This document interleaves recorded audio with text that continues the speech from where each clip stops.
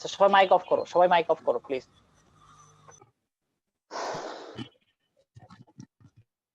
এখন দেখো স্থিতিস্থাপকতা, ঠিক আছে, আমাকে মাহি মনে কোশ্চেন করছে, আমি সেটাতে আসতেছি। যখন দেখো স্থিতিস্থাপকতা বেশি, দ্যাট মিনস আমাদের লোহা, তাকে কিন্তু আমরা সহজে তার আকারটা চেঞ্জ করতে পারি না। অর্থাৎ যে বস্তুকে আমরা সহজে আকার চেঞ্জ করতে পারি না, তার মানে বুঝতে হবে কি যে সেই বস্তুর আকার চেঞ্জ করতে সে বাধা দেয়, সেই বস্তুটা কি দেয়, নিজেই বাধা দেয়। তার মানে কি তার বাধা দেওয়ার ক্ষমতাটা বেশি। কারণ বাধা দেওয়ার ক্ষমতা যদি বেশি না হতো, আমাদের কিন্তু বেশি বলের প্রয়োজন পড়তো না তাকে বিকৃত করতে। তো যে বস্তুগুলাকে বাধা দিতে, মানে যে বস্তুগুলা কি আমাদের স্থিতিস্থাপকতা বেশি, সেখানে কি সেই বস্তুগুলোকে আমরা বলতেছি কি নমনীয় বস্তু বা কি পূর্ণ প্লাস্টিক বস্তু। অর্থাৎ এদেরকে যদি একবার তুমি বিকৃত ঘটাও, মানে বিকৃত করে ফেলো, তাহলে যেটা হয় সে আর আগের অবস্থায় ফেরত আসে না। অর্থাৎ তুমি যদি লোহাকে পিটাও, অর্থাৎ ধাতুরি দিয়ে পিটাও, তাহলে কি লোহার যদি আকারটা চেঞ্জ হয়ে যায়, সে যদি কি চ্যাপ্টা হয়ে যায়, সে কিন্তু কি আর কখনোই আগের অবস্থায় ফেরত আসবে না। আবার যদি স্থিতিস্থাপকতা কমে যায়, যে ক্ষেত্রে আমরা বলতেছি কি এক্সাম্পল হিসেবে নিলাম কি রাবার। রাবারের ক্ষেত্রে কি হচ্ছে দেখো, স্থিতিস্থাপকতা কমে যাচ্ছে, তার মানে কি বুঝতে হবে, এটাকে আমরা বলতেছি পূর্ণ স্থিতিস্থাপক বস্তু। পূর্ণ স্থিতিস্থাপক বস্তু। পূর্ণ স্থিতিস্থাপক কেন বলা হচ্ছে, বিকজ তুমি একটা রাবারকে বল প্রয়োগ করে টানো, টানার পরে কি হবে, তুমি তার কিন্তু আকার এবং আয়তন দুইটা চেঞ্জ করে ফেললে। কিন্তু একটু পরে যখন তুমি কি করো, রাবারটার উপর থেকে বল প্রয়োগ করা বাদ দিয়ে দাও, অর্থাৎ বলটা রিমুভ করে নাও, সরায় নাও, দেন দেখা যায় কি রাবারটা যে অবস্থায় ছিল সে অবস্থা আবার ফেরত গেছে, অর্থাৎ সে আগের মতো হয়ে গেছে। এই জন্য এটাকে বলা হচ্ছে কি পূর্ণ স্থিতিস্থাপক বস্তু। এইবার কি ক্লিয়ার হয়েছে সবাই, এভরিওয়ান? বুঝছি। জি স্যার, এবার বুঝছি ওকে, স্যার। Thank you. আর হ্যাঁ মাহি, তোমার মনে হয় নেটের একটু প্রবলেম আছে, তুমি রেসপন্সটা মনে করো মানে চ্যাট বক্সে করো, তাও মনে হয় ভালো, কারণ তোমার কথা আমি ম্যাক্সিমাম শুনতে পাচ্ছি না। ওকে, অথবা তোমরা আরেকটা কাজ করতে পারো, আমি যখন বুঝছি বলবো তোমরা জাস্ট ওখানে ওই যে ইয়েস নোর অপশনটা আছে না, ওখানে ইয়েস নো মানে যে কোনো একটা দিবা, তাইলে আমি তাকে জিজ্ঞেস করে নিব। যে হাত উঁচু করার। হ্যাঁ হ্যাঁ, হাত উঠানোর যে ইয়েটা আছে ওইখানে ইয়ে করবা। ওকে, এখন দেখো তো, এই যে আমাদের স্থিতিস্থাপকতার এই কথাটা বললাম, আমাদের আরো একটা জিনিস আছে, সেটা হচ্ছে কি পূর্ণ দীর্ঘ বস্তু। কি বস্তু? দীর্ঘ বস্তু। তো এটা কি মিন করে, এটা আসলে বাস্তবে কোনো অস্তিত্ব নাই। অর্থাৎ এমন কোনো বস্তু বাস্তবে নাই যাকে বল প্রয়োগ করে বিকৃত করা যায় না। অর্থাৎ পূর্ণ দৃঢ় বস্তু মিন করতেছে যে এর স্থিতিস্থাপকতা এত বেশি যে কে আসলে কি এর আকারের চেঞ্জই করা যায় না কখনো। আমরা যে এরকম বল প্রয়োগ করে আকারটা প্রাথমিকভাবে চেঞ্জ করব, সেটাই সম্ভব না। তো এটা বাস্তবে আসলে আমাদের দেখা যায় না, তো তাও আমাদের জানার দরকার, তাই আমরা এটা কি জানলাম। এখন যে টার্মটা আমাদের আসবে সেটা হচ্ছে স্থিতিস্থাপক সীমা। কোন টার্মটা আসবে? স্থিতিস্থাপক সীমা। তো এই যে স্থিতিস্থাপক সীমা ব্যাপারটা কি? তো স্থিতিস্থাপক সীমা ব্যাপারটা আমাদের এটাই বলতেছে যে আমরা কি করি, যে বলটা প্রয়োগ করি, এই বল প্রয়োগের ফলে দেখো আমরা যে রাবারের এক্সাম্পলটা দিয়েছিলাম, আমার মনে হয় রাবারের এক্সাম্পলটা সবচেয়ে বেস্ট, কারণ রাবার নিয়ে আমরা আসলে খেলাধুলা করি নাই ছোটবেলায়, এরকম মানুষ খুব কম আছে। তো রাবার নিয়ে কি হচ্ছে দেখো, তুমি একটা রাবার ধরো, তোমার এখানে আছে এল দৈর্ঘ্যের একটা রাবার আছে সাপোজ। এখন তুমি এই রাবারটাকে কি করলা, এই পাশ থেকে এবং এই পাশ থেকে টেনে ধরে রাবারটাকে লম্বা করে ফেললা, ধরো সাপোজ রাবারটা এরকম হয়ে গেল, এল প্রাইম দৈর্ঘ্যের হয়ে গেল। এখন এই যে রাবারটা লম্বা হলো, এ কিন্তু কি হবে, তুমি যদি বলটা রিমুভ করে দাও, অর্থাৎ এরকম লম্বা করার পরে বলটা আবার রিমুভ করে নাও, আবার কি হবে, সে কিন্তু আগের অবস্থায় ফেরত যাবে। এখন কথা হচ্ছে যে সর্বোচ্চ কতটুকু বল প্রয়োগ করলে, সর্বোচ্চ কতটুকু বল প্রয়োগ করলে রাবারটা আবার আগের অবস্থায় ফেরত যাবে। তো এই যে সর্বোচ্চ বল প্রয়োগ করার যে আমাদের সীমাটা, অর্থাৎ যে পর্যন্ত বলটা প্রয়োগ করলে বস্তুটা কি হয়, আমাদের আবার আগের অবস্থায় ফেরত আসে, সেই পরিমাণ আমাদের যে সীমা, যে এতটুকুর মধ্যে থাকলে কি হয় বস্তুটা আবার আগের অবস্থায় ফেরত আসে, হুবহু আগের অবস্থাটা আমরা ফেরত পাই সর্বোচ্চ যে বলটা প্রয়োগ করে, সেটাকেই বলা হচ্ছে কি স্থিতিস্থাপক সীমা। আমি বুঝাইতে পারলাম কথাটা নাকি বুঝাইতে পারি নাই? এগুলো তোমার পড়ে আসছে ছোটবেলায় 9-10-এ?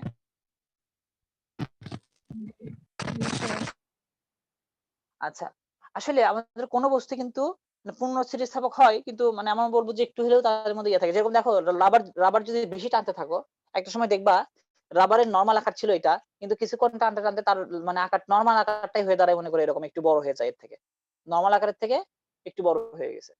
তার মানে কি তুমি আসলে তার স্থিতিস্থাপক সীমার বাহিরে যে বল প্রয়োগ করে তাকে টানছো। আর স্থিতিস্থাপক সীমার বাইরে যে বল প্রয়োগ করে তুমি তাকে টানাটানি করছো, এর ফলে কি এই ঘটনাটা ঘটছে। ওকে, এখন দেখো আমি কিছু কথাবার্তা বলবো, এই কথাবার্তাগুলো খুব মনোযোগ দিয়ে শুনবা। সেটা হচ্ছে দেখো, আমরা যখন কোনো একটা বস্তুর বিকৃতি ঘটাই সেখানে আসলে কি ঘটনা ঘটে? এই বস্তুটাকে তুমি যে বিকৃত করতে যাচ্ছ তার মানে কি দেখো তো। আমি যদি একটা এক্সাম্পল দিয়ে সবচেয়ে ভালোভাবে বোঝানো যায় এটা, আই থিঙ্ক একটা রাবারের কথা যদি বলি, এই যে ধরো রাবারটা, এই রাবারটার মধ্যে অসংখ্য অণু আছে না?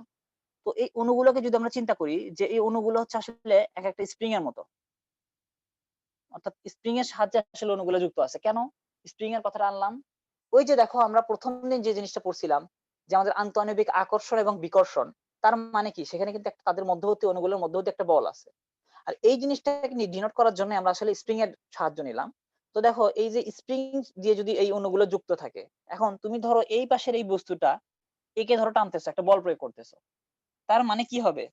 তুমি কিন্তু এই যে, এবং আরো একটা কথা দেখো, কঠিন পদার্থে আমাদের যে অণুগুলো থাকে এই অণুগুলো কিন্তু আসলে কি প্রত্যেকের সাথে আসলে স্প্রিং এর মতোই যুক্ত থাকে। ওই যে আমরা বললাম না যে যখন দুইটা অণু কি হয় পাশাপাশি থাকে, একটা থেকে আরেকটা সরে যেতে চায়, তখন এর কাজটা কি? এ কিন্তু এখন এদিকে টানবে। আবার কাছে চলে আসলে কি বলে যে দূরে সরে যাও। স্প্রিংও কিন্তু এই কাজটাই করে। আমরা তো সবাই ছোটবেলায় স্প্রিং দেখছি বা এখনো দেখি।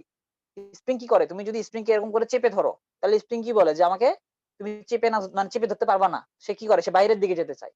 আবার স্প্রিংকে যদি বাইরের দিকে টেনে ধরো, সে কি বলে যে না আমি বাইরের দিকে অত যাবো না, আমাকে ভিতরের দিকে আসতে দাও। তো এই অণুগুলো কিন্তু একই ঘটনা ঘটায়। এইজন্য বলা হয় যে কঠিন পদার্থে আমাদের যে অণুগুলো থাকে এই অণুগুলো পরস্পরের সাথে স্প্রিং এর মতো যুক্ত থাকে। অর্থাৎ এই যে আন্তঃআণবিক বল, এই আন্তঃআণবিক বলটা আসলে কি স্প্রিং এর মতো আচরণ করে। কিসের মতো আচরণ করে? স্প্রিং এর মতো আচরণ করে। ওকে, এখন কথা হচ্ছে আমাদের এই যে একটা কঠিন বস্তু তার যে স্বাভাবিক অবস্থা, এই স্বাভাবিক অবস্থা থেকে আমাদের যে আকার এবং অবস্থা যে পরিবর্তনটা হয় সেটাকে আমরা একটু আগে বললাম, এই টার্মটাকে বলা হচ্ছে কি বিকৃতি। অর্থাৎ বস্তুটা কি আকার চেঞ্জ হয়ে যাওয়া এবং কি অথবা কি অবস্থানের পরিবর্তন হয়ে যাওয়া।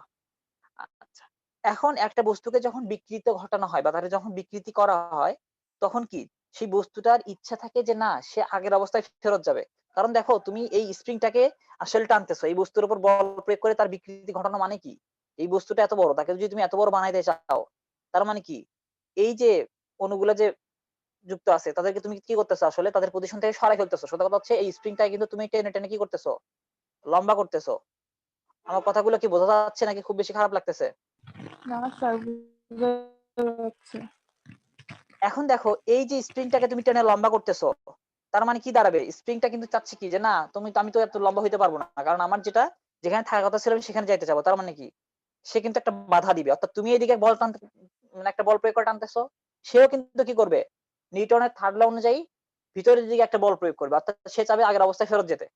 এবং এই যে ফেরত যেতে চাওয়ার তার যে ধর্ম, এটাই কিন্তু আসলে বস্তুর স্থিতিস্থাপকতা। অর্থাৎ তার নিজের অবস্থানে ফেরত যাওয়ার যে প্রবণতা, এটাই আসলে স্থিতিস্থাপকতা। আর আমরা এখানে দেখো এই অধ্যায়ে যখন তোমাকে বস্তু বলা হবে, বস্তু বলতেই তুমি আসলে ধরে নিবা সেটা আসলে একটা কঠিন পদার্থ। সেটা কি? একটা কঠিন পদার্থ। আচ্ছা, তো কঠিন পদার্থে তিন ধরনের বিকৃতি ঘটে। বিকৃতি যেটা ঘটে কঠিন পদার্থের ক্ষেত্রে তিন ধরনের বিকৃতি ঘটে। একটা কি? দৈর্ঘ্যের বিকৃতি ঘটে। কিসের? দৈর্ঘ্যের। একটা ঘটে তোমার হচ্ছে আকারের, আরেকটা ঘটে হচ্ছে কি আয়তনের। ওই যে রাবারের ক্ষেত্রে দেখো তার দৈর্ঘ্য বেড়ে গেছে, তারপরে কি আকারটা চেঞ্জ হয়ে যায় এবং তার কিন্তু আয়তনেরও পরিবর্তন ঘটে। আসলে আয়তনের পরিবর্তনটা এভাবে বোঝাটা একটু টাফ। আয়তনের পরিবর্তনটা মানে সবচেয়ে ভালো বোঝা যায় তো আমি তোমাদের যদি ভিডিও দেখাইতে পারতাম, কিন্তু ভিডিও তো হুট করে পাইলাম না। মানে পাওয়া যাবে, এগুলো ভালো করে খুঁজতে হবে আর কি। মানে এখন মানে এই ক্লাস নিতে নিতে মনোযোগটা এদিকে তো আমি খুঁজে পাচ্ছি না। তো তোমরা আমি দেখি পরবর্তীতে আমি দেওয়ার চেষ্টা করব।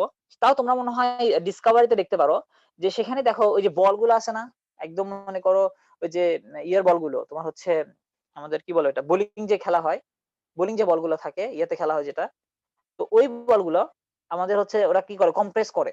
অর্থাৎ একটা বল আছে দেখো, এই বলটা যদি নিরেট হয় এবং একে যদি কম্প্রেস করে তুমি এত বড় করে ফেলতে পারো, এটা কিন্তু কি হচ্ছে দেখো তার কিন্তু আয়তনে চেঞ্জ হয়ে যাচ্ছে। আমি কি কথাটা বুঝাতে পারলাম? একটু একটু বেশি বোঝার দরকার নাই, একটু বুঝলেই চলবে। হ্যাঁ স্যার, বুঝছি। তো এই যে দেখো এক্ষেত্রে কিন্তু একটা বলকে তুমি যদি চারপাশ থেকে কম্প্রেস করো, অর্থাৎ তাকে যদি চাপ দাও চারপাশ থেকে, তার কিন্তু আয়তনটা ছোট হয়ে আসবে। তো এই ক্ষেত্রে কিন্তু দেখো দৈর্ঘ্যের বিকৃতি, আকারের বিকৃতি এবং আয়তনের বিকৃতি, কঠিন পদার্থের ক্ষেত্রে এই 3 ধরনের বিকৃতি সম্ভব। এবং আমরা নরমালি বিকৃতির যে আলোচনাটুকু করি সেটা আসলে কঠিন পদার্থের ক্ষেত্রেই করি। আচ্ছা, এখন দেখো একটা বস্তু কখন বিকৃতি ঘটে, একটা বস্তুর কখন বিকৃতি ঘটে, সেটা হচ্ছে দেখো আমরা যখন একটা বস্তুকে টানি, তার মানে কি এখানে একটা বল প্রয়োগ করি। এবং আমরা কি জানি, নিউটনের ল আমাদের কি বলে, যে একটি বস্তুর উপর তুমি যদি বল প্রয়োগ করো, তার মানে কি অবশ্যই F = ma, সেখানে কি তোমাকে কিন্তু ত্বরণ হইতে হবে। তো এই যে বস্তুটাকে তুমি কি বলতেছো, তুমি কিন্তু বল প্রয়োগ করতেছো এই বস্তুর উপরে, বস্তুটার কি আসলে কোনো ত্বরণ হচ্ছে? বস্তুটার কিন্তু কোনো ত্বরণ হচ্ছে না। দ্যাট মিনস যখন তুমি বল প্রয়োগ করবা কিন্তু বস্তুর ত্বরণ নাই, দ্যাট মিনস ওই বস্তুটা তখন বিকৃতি হয়ে যাবে, বস্তুটা তখন কি হয়ে যাবে, বিকৃত হয়ে যাবে। অর্থাৎ আমরা এভাবে বলতে পারি যে বস্তু তখনই বিকৃত হয় যখন ওই বস্তুর উপর বল প্রয়োগের ফলে বস্তুর নিট ত্বরণ কি হয়, শূন্য হয়। অর্থাৎ আলটিমেটলি তার কোনো ত্বরণ থাকে না। কারণ ত্বরণ থাকলে কি হইতো, সে তো এর সাথে দৌড় দিত, অর্থাৎ এই তল থেকে কি সে সরে যেত, তার কিন্তু ত্বরণ সৃষ্টি হইতো। কিন্তু যেহেতু ওই জায়গাটাতে ফিক্স থেকে তার অবস্থানে পরিবর্তন হচ্ছে, তার মানে কি এক্ষেত্রে কিন্তু বিকৃতি ঘটবে। আচ্ছা, এখন আয়তনগত দিক থেকে যদি চিন্তা করা যায়, এই পৃথিবীতে যত পদার্থ আছে সবকিছুই স্থিতিস্থাপক, অর্থাৎ পদার্থ মানেই স্থিতিস্থাপক।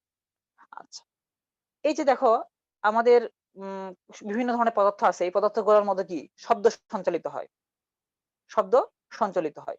এই শব্দের যে মনে করো যাচ্ছে, আমরা কি জানি শব্দ সৃষ্টি হওয়া মানে কি আসলে কম্পন, আর কম্পন মানে কি আসলে সংকোচন প্রসারণ, সংকোচন প্রসারণ। এখন এই যে সংকোচন প্রসারণ, এটাই কিন্তু আসলে আমাদের কি স্থিতিস্থাপকতা নির্দেশ করে। কারণ দেখো আমাদের এই যে স্প্রিং এর ক্ষেত্রে ব্যাপারটা, তুমি যদি একটা স্প্রিং ঝুলায় দাও, স্প্রিংটা কি হবে, তোমরা কি এক্সপেরিমেন্ট করছো এটা স্প্রিং ঝুলাই দিয়া কলেজে? না স্যার, কেমনে করলাম? করো নাই? করো অসুস্থ নাই না? হয়ে গেছে। আচ্ছা, না করলে কিছু করার নাই। আসলে এটা কি করা হয় জানো? আচ্ছা মাহি কি কিছু বলবা? তোমার মানে তুমি কি আসলে কানেক্টেড আছো নাকি আমি বুঝতেছি না। তোমার অডিও ডিভাইস দেখা যাচ্ছে না, কিছু দেখা যাচ্ছে না।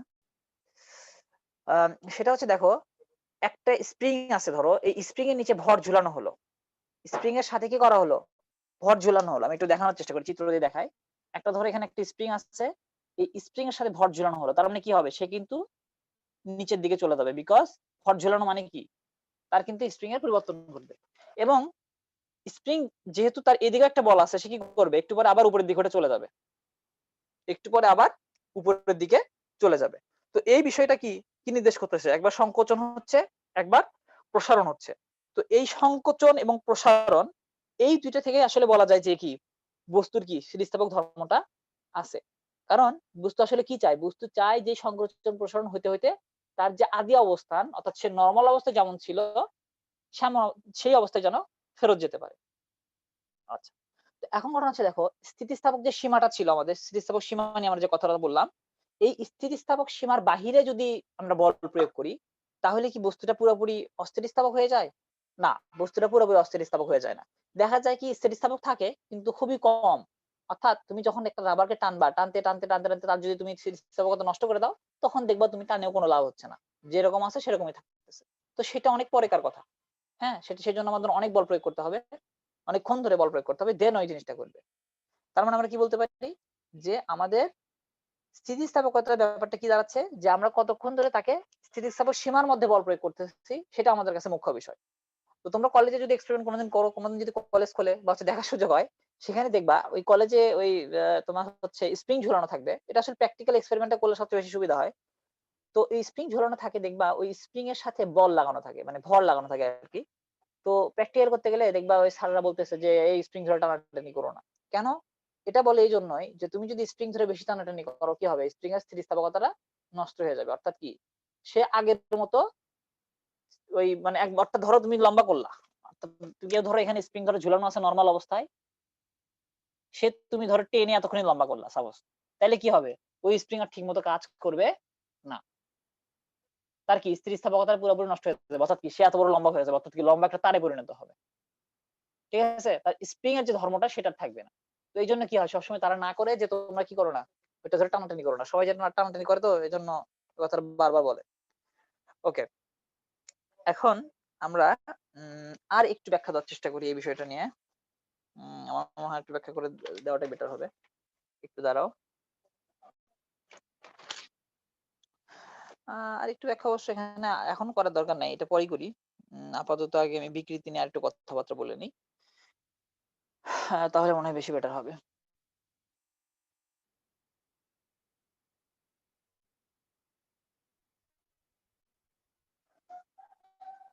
আচ্ছা তোমরা, আচ্ছা রাকিব, রাকিব আছো, কে চলে গেল? মাহি চলে গেছে না?